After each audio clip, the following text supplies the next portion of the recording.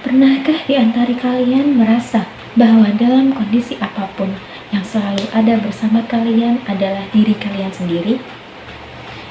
Di sini akan kuutarakan sebuah tulisan yang berjudul "Aku adalah Aku". Di tengah berlangsungnya kehidupan di alam semesta, sebagaimana roda yang berputar pada porosnya, bagiku, kesempatan untuk berdialog dengan diri sendiri merupakan hal yang melipur kala gencaran repetisi monoton datang menerjang. Tertawa, termenung, terpikir akan segala hal di dalam lamunan. Di antara lamunan itu, keberadaan sebuah teka-teki muncul. Teka-teki konyol yang terbesit dan terkontemplasi di dalam awang-awang, tampak tidak begitu realistis. Layaknya ilmu filsafat yang terdengar seperti bualan rumit dan sulit dicerna oleh otak manusia kebanyakan, begitulah teka-teki itu ada. Bahwasannya raga manusia hanyalah seonggok raga tanpa nyawa yang pada hakikatnya ia tidak mampu sedikit pun melakukan suatu hal pun tanpa ada yang mengendalikannya. Lantas kembali terbesit dalam pikirku, apa yang membuatku hidup? Apa yang membuatku memiliki kemampuan untuk bernapas, beraktivitas, dan bahkan pula untuk berpikir? Entah dari mana asal-muasal teori tersebut muncul, seolah terpaku dan tertanam jauh di dalam diriku. Teka-teki itu muncul, terjawab dengan sendirinya, bahwa Tuhan dengan segala kehendak serta keagungan yang dimilikinya, meniupkan sesosok ruh dalam ragaku, yang di kemudian hari ia bangkit menjadi sosok diriku. Diriku yang hingga kini begitu asal menjalani rutinitas membosankan yang terus-menerus berulang demi bertahan dalam kerasnya kehidupan. Dalam benak setiap orang kembali terbesit pemikiran kelak bahwa jiwa manusia adalah satu. Satu dalam artian jumlah, satu jiwa pada satu raga. Lantas, benarkah jiwa manusia itu hanya ada satu? Jika memang benar adanya, lantas siapakah yang menjawab tatkala pertanyaan tersebut kubaca dengan lantang? Siapa yang berperan sebagai suara hatiku tatkala aku membaca pertanyaan tersebut di dalam keheningan? Di segala kebingunganku ketika mengambil keputusan pun, seolah-olah terdapat sosok lain yang dalam diriku yang membantu menjawab. Membantuku dalam mengambil keputusan, bahkan memberikanku saran bagaimana baik dan buruknya, sehingga menimbulkan berbagai kelabilan yang bercabang. Meskipun demikian, kehadiran pemikiran-pemikiran berupa teka-teki yang mengalir dan tidak bisa dihentikan tersebut tidak membuatku merasa terusik. Sebaliknya, aku merasakan bahwa diriku istimewa. Aku tidak berdiri sendiri. Aku berdiri bersama satu, dua, atau lebih sosok yang ada di dalam diriku, yang membantuku berpikir, yang membantuku menjawab berbagai pertanyaan yang terbesit tatkala tidak ada buku ataupun teori yang dapat menjawabnya, yang juga membantuku menyembuhkan diri dikala aku merasa sakit.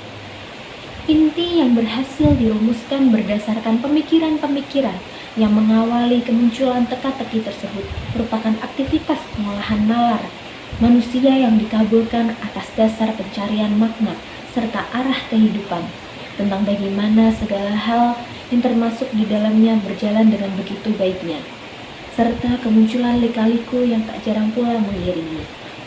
Sebagaimana pendapat Bambang Suriharto selaku guru besar filsafat di Universitas Katolik Parahyangan dan Institut Teknologi Bandung, yang disampaikan pada pengantar novel Dunia Sofi yang merupakan novel filsafat karangan Justin Garde, bahwasanya pada titik terdalam ruh atau jiwa manusia berisikan kebutuhan-kebutuhan batin yang dilingkupi oleh rasa penasaran, kekaguman, petualangan atas pencarian makna dinamika kehidupan yang secara naluriah terbesit dengan sedemikian misterius. Berangkat dari teori tersebut, maka sosok yang melekat pada diriku adalah sosok aku yang tanpa sadar menuruti kecenderungan nalar dengan segala rasa keingintahuannya yang tidak lagi dapat terbendung. Menelisik kembali pada teori, pendapat, ataupun pemikiran-pemikiran manusia yang kadangkala terdengar begitu konyol, misterius, memberi kesan membodohi atau dibodohi. Seringkali merujuk pada kajian filsafat yang sejatinya berakar dari betapa liarnya kinerja nalar manusia dalam memprediksi serta mengulik apa-apa saja yang terdapat dalam kehidupan di alam semesta ini. Berbagai pemikiran yang merujuk pada kajian ilmu filsafat memang sejatinya penuh dengan entitas-entitas rumit yang memerlukan berbagai kajian ilmu lain untuk mengimbangi kajian tersebut kalau terserap di dalam otak manusia.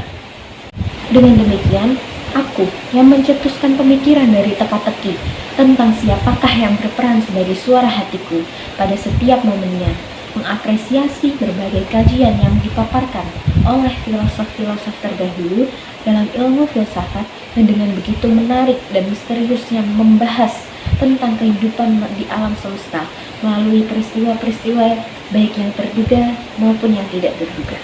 Berangkat dari hal tersebut, sampailah aku pada titik untuk menarik sebuah kesimpulan bahwasannya aku adalah aku.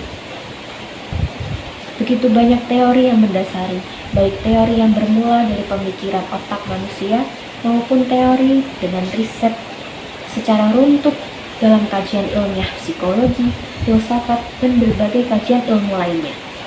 Akan tetapi, yang aku pahami dari segala hal itu adalah bahwa akulah yang berdiri bersama diriku sendiri, berdampingan, dan bahkan melekat bagai sebuah kesatuan yang tidak dapat terlepas satu sama lain.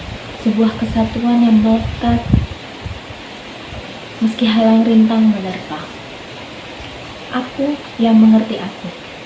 Aku yang menyakiti aku yang menyayangi aku, dan aku yang menyembuhkan aku.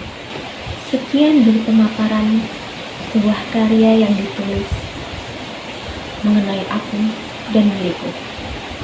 Semoga dapat menghibur kala waktu luang. Terima kasih.